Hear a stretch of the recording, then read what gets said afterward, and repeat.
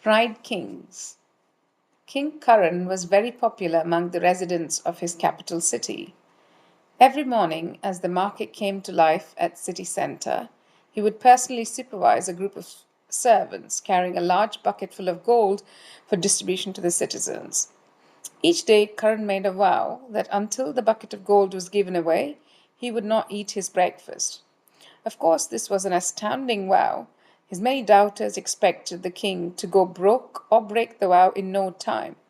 But neither happened. Not only did he continue to find gold for distribution each and every morning, but he was a man who showed no anxiety, looking chubby and jolly day after day. Months and years passed. As every morning this ritual continued, a frenzied tumult in the city market, followed by a serene breakfast at the palace. What the skeptics could not even imagine was that the king's generosity depended on his ability to tolerate pain and on the great power of a cannibalistic tantric sorcerer. Every morning, before the sun showed itself beyond the eastern mountains, King Karan would silently walk over to a house of a recluse on a hill outside of town. There, the kitchen would be ready with a large vat of boiling cooking oil into which the king would lower himself and fry. As soon as the king was well done, nicely browned and crisped, the sorcerer would use a large fork to remove him and proceed to breakfast on him. He would eat the entire king, cleaning off the bones and smacking his lips in pleasure as he licked the grease off his fingers. When that was done, the great magician would assemble the bones and using a special spell, he would restore the king, a bit stiff but otherwise fine, to life. He would pull a magical coat, which was just a dirty and patchy garment, out of the closet and then shake it vigorously until a bushel of gold came clanking out. These would be gathered by the contented king and dragged back to town. That was the deal, pure and simple. The king allowed himself to be fried and eaten. The tantric sorcerer provided the gold, and the citizens of King Karan's city got happy as they got richer. Of course, it was a painful ordeal for the king. At first, the sizzling burn of the oil tormented him to the point of despair, and he dreaded his mornings. Eventually, he became accustomed to the pain and to the repeated death. He even hummed or whistled as he walked up the hill, entered the kitchen, removed his shoes and clothing, and immersed himself in the oil vat. However, King Karan was not the only exceptional king in the region of the country. Another was King Vikramajit, who ruled in the beautiful city of Ujjain. One day his gardener told him that a pair of pure white swans landed in his garden. The king hurried outside to investigate why the birds so honored him with a visit.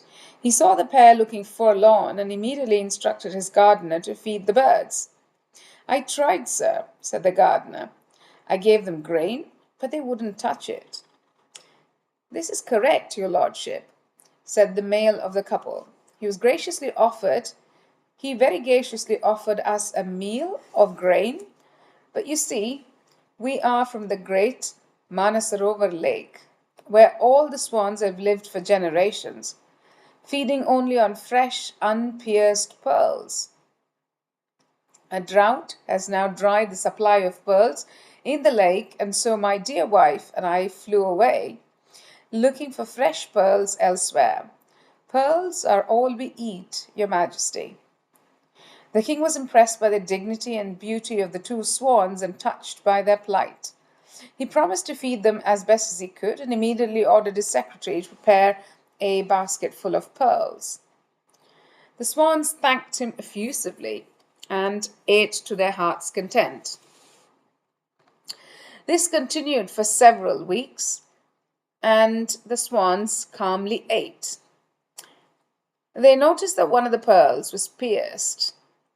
They reasoned correctly that the king was running out of pearls. This made them sad, not for themselves, but for the dear king who had been so generous with them. They both knew it was time to fly away and search for food elsewhere. King Vikramajit tried to persuade them that his store of pearls was holding up, but one early morning they were gone. As they flew over the countryside, they sang Vikramajit's praises, matching the rhythm of their majestic wings with the glory of his illustrious name. That is what King Karan heard one day as he was getting ready to distribute the gold. What is this? He thought, looking up. Who is this king? I fry myself every day and no one sings my praises, let alone the birds in the sky. In a jealous pique, he ordered this bird catcher to capture the two swans. As soon as he had the birds caged up, he demanded to know who this king Vikramajit was, and what had he done to deserve such praise. When he heard what the swans had to say, he immediately summoned a plateful of pearls for his forced guests, but to no avail. They would not touch the precious food. A righteous king, which you pretend to be, said the female swan, does not imprison innocent animals. With King Vikramajit, we were honored guests, free to come and go as we pleased. King Karan, noble and magnanimous as any rival, or at least as circumstances allowed it, released the female. The beautiful bird took to the air and immediately flew back to Vikramajit's palace. There she breathlessly told her benefactor everything. The king wasted no time and set out to rescue the male swan. He knew that if he was to avoid war, he would have to act discreetly. So he entered King Karan's capital, disguised as a simple servant, and obtained a position at the royal palace. Every morning he helped carry out and distribute the gold among the cheering throng of citizens. He realized early on that such a vast quantity of gold could be obtained only through unusual means. On a hunch, he began to follow King Karan, and his efforts paid off when one morning, before dawn, he spotted the king on his way to the tantric magician. Vikramajit stealthily approached the window and peeked in, just as the king was gingerly lowering himself into the boiling vat of oil. He saw the sorcerer testing the king with a fork, eating him greedily and licking the bones, and finally, to his amazement, he saw the assembly of the bones turn back into the chubby old king. Then Vikramajit saw the filthy rag of a coat yield its crop of gold coins. It was then that he came up with his plan. The next morning, King Vikramajit woke up early. Before everyone else, he went to the kitchen and prepared himself for cooking. Using a sharp blade, he slashed his entire body till he was marked with hundreds of bleeding cuts. Then he made a special curry mix using salt and pepper, spices, ground pomegranate seeds, and pea flour. He rubbed this seasoning all over his skin, working it nicely into the cuts. Smelling like a rare Kashmiri tandoori, he showed up at the house of the tantric sorcerer. The old magician was short sighted and failed to notice that his visitor was a different man. But he loved the new smell. As soon as the oil vat began to sizzle with a new dish, the, the diner became impatient. The diner made impatient smacking sounds and rubbed his hands in relish. And the taste was too exquisite to describe. Better than ever. That morning, the magician could barely keep from eating the bones as well. He managed to stop only by thinking about the next day's meal, but by then he had munched down the king's right large toe. Embarrassed by losing his self control and feeling guilty, he said, "You were so much tastier today." "Your Majesty, what has changed? Tell me how you did it, and I shall give you whatever you want." The king told him that since the frying was so painful, he decided that he might as well taste good. He promised to spice himself again the next day, but he added, "I'd like to have the coat. The gold is so heavy, why not just let me have the coat? I promise to return next morning." The magician, who was getting drowsy now, gave him the coat, and King Vikramajit returned to town, limping on his right foot. An hour later, King Karan came as usual, whistling and kicking up stones. He let himself into the house, but the old man was in bed, napping contentedly under his covers. Oddly, the large vat was empty and cold, though a strange smell lingered in it. Karan called out and woke up the sleeper. "Who are you?" asked the drowsy magician. "What do you mean, who are you? Who can I be, you old fool? It's me, King Karan, your breakfast. What's going on this morning?" "I already ate you. Have you forgotten?" mumbled the sleepy man and turned over. "You were delicious today." The king was stunned. "That was not me, idiot."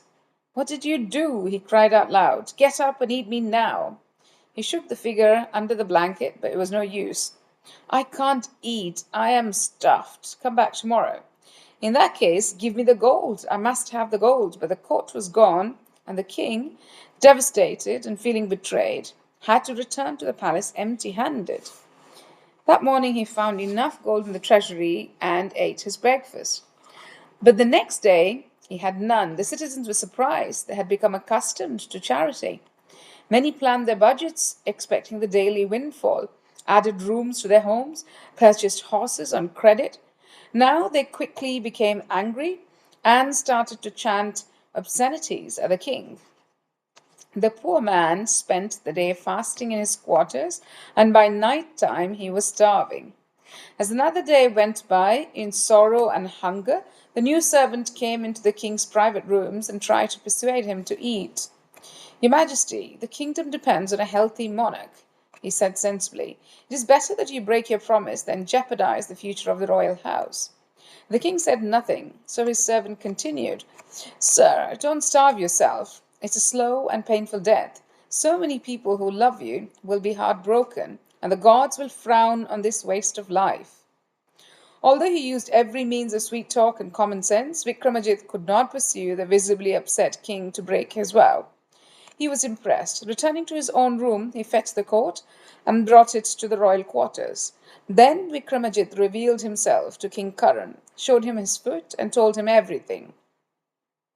Then he said, "Here is all the gold you need, good king. You keep the coat, but only on one condition." King Karan did not hesitate. "Tell me what it is, and I shall immediately comply." And so the male swan was released, and King Vikramadit left King Karan with the coat. The latter no longer resented it when the swans flew away, praising their liberator. He now realized who the greater man was. Although he allowed himself to be fried for the sake of his reputation, the other was fried and lost his toe for the freedom of two birds. I had grown up with Grimm's fairy tales, where people, usually children, were cooked and served up as food and often returned to life at the end. This story felt different because the kings volunteered to be cooked, and there was something very culinary about the whole thing. The story was almost appetizing. "I think I'm hungry," I said. My guide laughed. "Yes, I quite agree. And I am a vegetarian. Would you like a little snack? I have an apple." He fished a red apple out of his bag and broke into two. We ate in silence for a few moments. The steps were unusually steep, and several were broken with sharp edges. The lotion was still giving off its magic, but that made my back feel worse. The scattered clouds in the west coalesced into a distant bank, and then I saw an Indian robin dive over a bush, dropping a little white load. "Do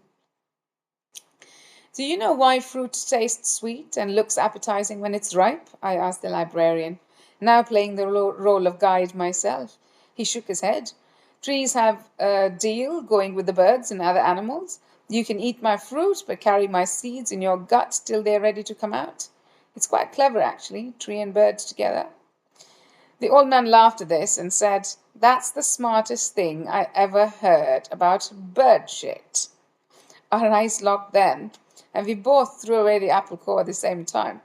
Then he asked me, "So, what do you make of that strange little tale I told you?" "It's clearly about self sacrifice, agreeing to undergo pain, even death, to achieve your goals, which are fame in one case, compassion in the case of the better king."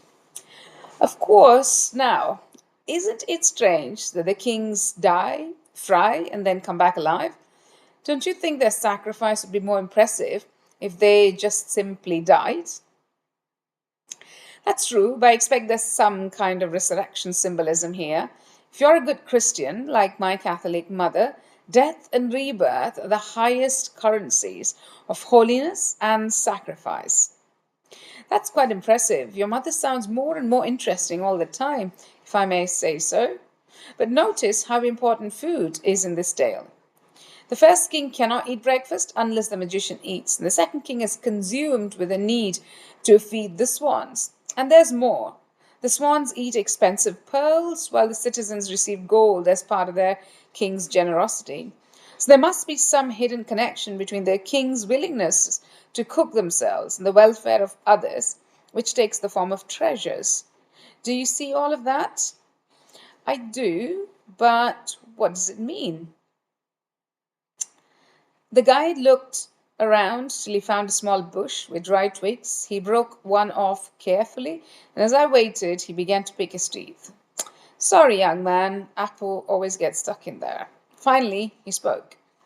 You might wish to read it as a lesson in psychology, a story about who we are and who we want to be, or about the I and the me. The me is ravenous and must always be fed in order to survive. The I is the one who tries heroically to feed the me, its most precious commodity. Do you wish to guess what that might be? I don't know. Self-esteem? Will? Consciousness, young man, consciousness. Unfortunately, the act of feeding me, who is a social creature, consumes the I to the point of death. That means that the true self gives away its consciousness to the me. It becomes dissolved in or identified with the invented self. It dies. But you should know that this death lasts only an instant. The I must be reborn immediately in order to feed the me again. So it takes on a new life in the new instant that follows its depletion, and the cycle goes on and on. Is the whole thing inevitable? Does it go on forever? No. Not once you get hold of the coat. I believe the story hints at a solution by contrasting the two kings and their motives, and by offering true compassion as a model of going beyond this cycle. But it's just a hint. The story is no more than that. I sat down again, vainly trying to conceal from the old man that I was tired. My feet were suddenly hot. They seemed to melt into the stones, but that was not the worst of it. It was my lungs again. The air seemed too thin and hot to provide my brain with oxygen. I felt light and transparent, dissipated into the hot sunlight, and weak. I needed more shade. I yearned for water. Again, the old man showed no obvious concern, but looked through me in his unwavering, intense manner. He told me to rest and said he was going to get some water. There was a small spring down a side path, and he shuffled slowly away. I couldn't stop thinking about what he had been saying about the self and the ego, and the I and me. Those weeks in the hospital in Staunton had been had a devastating effect on my ego.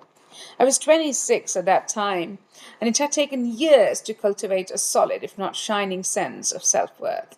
Unfortunately, half of it was tied up in what I thought I had achieved, and the other half in what I was planning to accomplish in the wide open future. Some of this was intellectual, but too much got invested in my body. I have been a high level amateur soccer player, all American in college.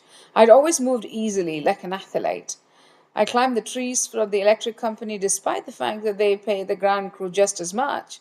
It seemed only natural that I should climb. Once in high school in Tucson, I did a research project on desert scorpions. As usual, it was a monumental job. It had to consume me, so I would win that National Merit Award. I collected dozens of specimens from the Sonora Desert south of Tucson, turning over rocks and stones and gathering up the scorpions in jars for measurement. There were the pale wind scorpion, the giant desert hairy scorpion, and even the lethal Centroides sculptoris. Largest of all were the African scorpions my father, who's also a biologist, had smuggled in from Ghana. I kept them in my room. My folks lived in a tiny house near the campus. Every now and then, some would get out and terrify my mother. I lost several to her broom. Mother never came into my room during that semester, and she kept her killer broom with her whenever she came near. One day she had had enough and almost raised her voice at me, but never yelled. Her curly black hair seemed unusually wild that day. She looked younger, crazier. She accused me of trying to assassinate her. She even stooped to make the ultimatum. So many sons have heard from their mothers about one thing or the other. It's me or them. Mister, take your pick. So I ran into the room and brought out one giant desert hairy specimen. It looked the most ferocious, although it really was not. Then I stuck my hand in the jar and let it sting me, keeping my face calm just to prove to my mother that her life was not in danger. The scorpion affair came to an abrupt end when one of the huge African scorpions got loose in the house. Mother locked me out along with my father. The two of us sat on the front steps for hours, wondering when she would back down and let us in. 8 hours later, it was I who caved in, and the scorpions returned to the desert. Few weeks after my fall from the tree, I lay suspended in that contraption that kept my back in the air. Everything I needed required the help of strangers. They took turns coming coming in, just voices and efficient touch, not persons. I was meat on a rack. Sadly, though, I felt neither humiliation nor shame, not most of the time anyway. My dad was filled almost completely with pain, the fear of pain, or drugged semi consciousness. Sorry, my day was filled. It was not the sharp, throbbing, idiotic pain of the scorpion sting. This pain was life itself. I woke up with it and spent the whole day wrestling with it. There was no place for me to hang my ego. There was no center, no rooms for the observing witness, which is who we usually are when we experience the world as though it were around us. At the center was just pain, and next to it, coming and going, the fear of more pain. There were only 20 minutes of grace each day. Always at mid afternoon, a single wintry sun ray made its way through the window, struck the rear wall, and glided slowly the full length of the room. Suddenly, as it reached a mirror, it exploded into golden fragments that showered me with imagined warmth. That show lasted only few moments, followed by a gradual softening of the light until the room sank back into darkness. I refused to let my parents visit. The thought of my mother's demonstrative anguish frightened me, and I didn't trust father to keep her in check. It was a hard time for mother, but her letters were confused and mournful about my shutting her out. The doctors put me on morphine and anti inflammatory medication. That meant either sleep or drowsiness. Eventually, as the healing progressed, I was given antidepressants and willow bark extract, which is what I was taking when the hospital swept me out onto the streets of the lowly Virginia town. I had a choice to make to return to my apartment in San Diego where I was studying or move back into my old room in Tucson, at least until I got well. I opted for San Diego, though studying was out of the question. Instead, I floated between narcotic insensibility and chronic pain, with depression as my best friend. Mostly, though, I just waited for Ronnie to pull me out of that hole. Here's some cool water, my friend. The old man's voice jarred me, and I was suddenly embarrassed that he had gone to bring me the water. It should have been the other way round. I thanked him and drank the sweetest liquid that had ever run down my throat. Cool water spring.